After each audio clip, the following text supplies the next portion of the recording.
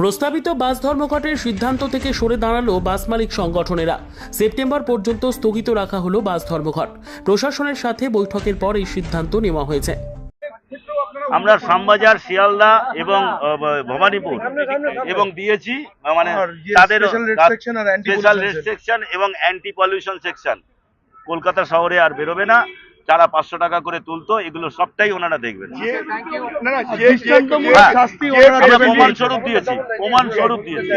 যে স্পেসিফিক কমপ্লেনগুলো আমরা দিয়েছি পুলিশের কাছে, পুলিশ সহানুভূতিশীল শুধু না, পুলিশ দায়িত্ব নিয়ে বলেছেন সিপির প্রেজেন্সে এই মনে হয় প্রথম এই ধরনের মিটিং কলকাতার নগরপালের সব সঙ্গে এই ধরনের মিটিং একসঙ্গে হয়েছে।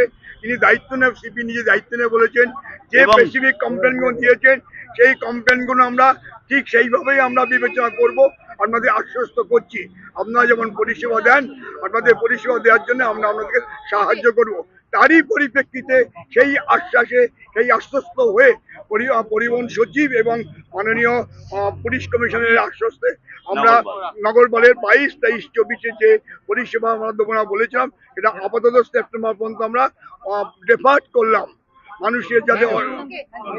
দেখুন, আমরা বারবারই বলেছি যে ধর্মঘটের মাধ্যমে কোনো সমস্যার সমাধান হয় না। আজকের দিনে বন্ধ, ধর্মঘট, চাকা জাম, এগুলো কিন্তু আজকের দিনে প্রায় আন্দোলনের কর্মসূচি হিসেবে সম্পূর্ণ অচল।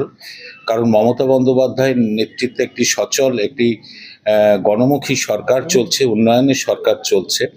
তাই বাস অ্যাসোসিয়েশনগুলোর যে যে দাবি দাওয়া ছিল, অনেক দিন ধরেই তাদের সাথে আমাদের আলোচনা চলছিল। এখানে অল বেঙ্গল বাস সমন্বয় সমিতি, তারপর ধরুন সিটি সাবারবান বাস সার্ভিস সহ আরও যে বাস অ্যাসোসিয়েশনগুলো আছে, তাদের সাথে আমরা বারবার পুলিশ প্রশাসনকে নিয়ে মিটিং করেছি এবং তারা যে দাবিগুলো আমাদের কাছে রাখতো, তার যেগুলো সমস্যার সমাধান করা দরকার, পরিবহন দপ্তর থেকে সেগুলো আমরা সমাধানে উদ্যোগী হয়েছি।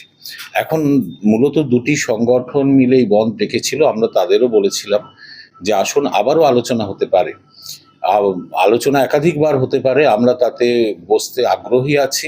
এবং আমি গতকাল ডিজি সাহেবের সাথে রাত্রিবেলা আমার কথা হয়, তারই ফলশ্রুতি হিসেবে আজকে পুলিশ প্রশাসন, কলকাতার সিপি ছিলেন এবং ট্রান্সপোর্ট সেক্রেটারি ছিলেন এবং যারা বন্ধ রেখেছে তাদের নিয়ে একটা মিটিং হয়েছে। মিটিং হওয়ার পর আমরা তাদের যে দাবিগুলো আছে আমরা তাদের বোঝাতে সক্ষম হয়েছি যে সরকার তাদের পক্ষে আছে।